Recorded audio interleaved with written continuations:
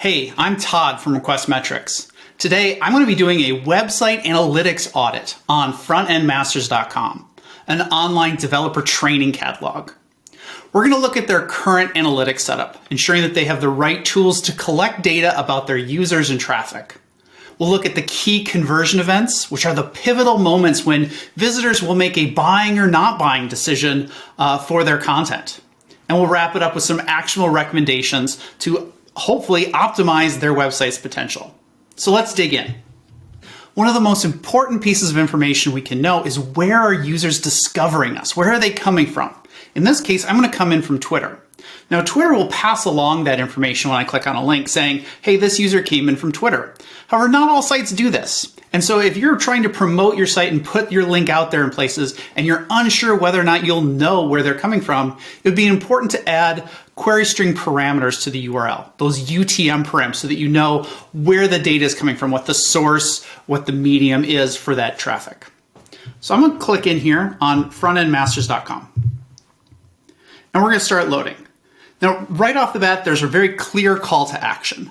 On the upper left, there's join, and then the two paths that they see as the most viable for getting a user to join is either browsing the course catalog or viewing the learning paths.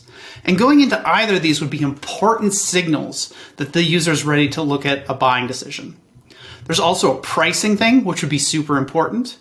And then there's a bunch of social proof as we go down the page of saying, hey, we're legit, we're important, lots of people like us, which is cool. Let's open up the dev tools and see what's going on. So if I go over to the network panel, I've already set up this thing to hide traffic to frontendmasters.com. So we're just looking at what third-party services might they be using. And as I refresh, let's see, we have a call to Frontend Masters, just some various images coming down from various places. We have a call to usage.trackjs.com so that they understand where their errors are coming from. But I don't see any analytics provider. I don't see anything going off. More so, if I mouse over these important signals, I don't see any other events going off. And that would be an important signal to me. If the user's like spending a bunch of time like hovering or spending time here, like that's an important signal. That's an event that we should capture. Let's go into one of these. So if we go in here, we have a search box where we can type in something. Let's search for, say, performance. When we do that search, it looks like we run a little thing here. So a list of performance training in their catalog, and that's cool. But I didn't see anything going off here, any calls out to an analytics. And this would be another really great opportunity to signal what the user is interested in, so that if we wanted to enhance our catalog for either things people are not searching for, or maybe even do some like retargeting based advertising, we would know the things that they are most likely to be interested in. Let's go into the other path.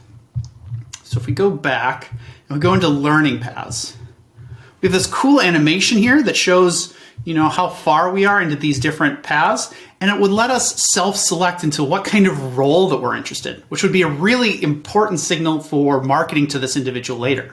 So if I come in and say, as a beginner, this would would tell me as the owners of Frontend Masters that like, hey, this is a beginner learning track who's interested in performance. Here's the relevant content that we should show them if they come back or if we want to advertise to them. The most important signal the user has that they're ready to make some sort of buying intent is going to the pricing page, which again is something that we should definitely be monitoring here. There should be an event or some important signal going off that the user has landed on the pricing page. And if they toggle between these things, that would be even further intent that they're doing something important. Playing this video, again, something that would be super important to be monitoring to know that this happened. As we went through this, I don't see any errors going off on the page, which is great. They must have used Track.js to catch them all. And the overall performance seems really, really good. Now, as I've been browsing, I've been collecting my own analytics data off of it that I can show you. They're not using anything themselves. So the best that they could hope for is just seeing the chain of pages that some user might have requested. We can go one step further than this and show them some analytics data. Here's some analytics from request metrics that I captured while I was clicking around their site.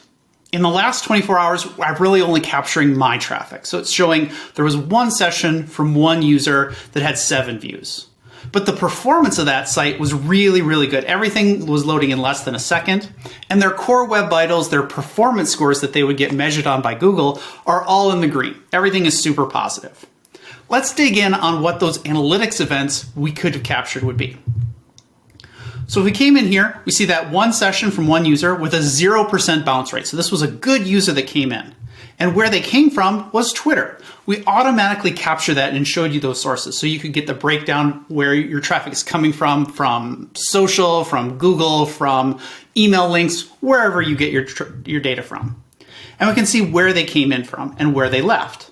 So this user came in on the root and they left on the join page. If we dig in here, we can see everybody who landed on this page, which again is just one. And here's me. This is my session that I just went through, and we can see everything about it. So they came in via Twitter, and they were on the page for 3.4 minutes with 12 interactions, which is really high.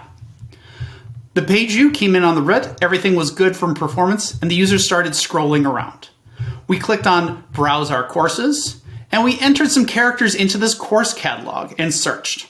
Now, by default, we don't capture what the user enters to be aware of privacy and data sensitivity. You never know when the user's entering private health data or credit card data or something like that. However, if we wanted to instrument this and pass along that data, we absolutely could.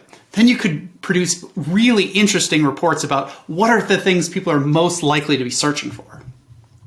They went back to the homepage, then they went to the Learn and went into the beginner's course. Then we can see that they came to the Join, which I guess is the pricing page, and they toggled back and forth between team and individual a few times before clicking a pause button on this video. Analytics can tell us a lot about what the users are doing and when they're expressing intent. Front-end masters should totally implement some sort of analytics tool, maybe like request metrics, to capture this sort of data and do a better job of marketing to the people who are most likely to visit their sites. If everybody is searching for performance, bring performance up into a more prominent role. If people are more likely to be beginners, expose that right off the bat. And the users who come and visit, consider remarketing to them and showing them your brand again and again and again as they continue to browse along the web. That was my analytics audit of frontendmasters.com. If you'd like me to audit the analytics on your page, just fill out this form and send me your website, and I'll get in touch with you soon. Let's build some better websites.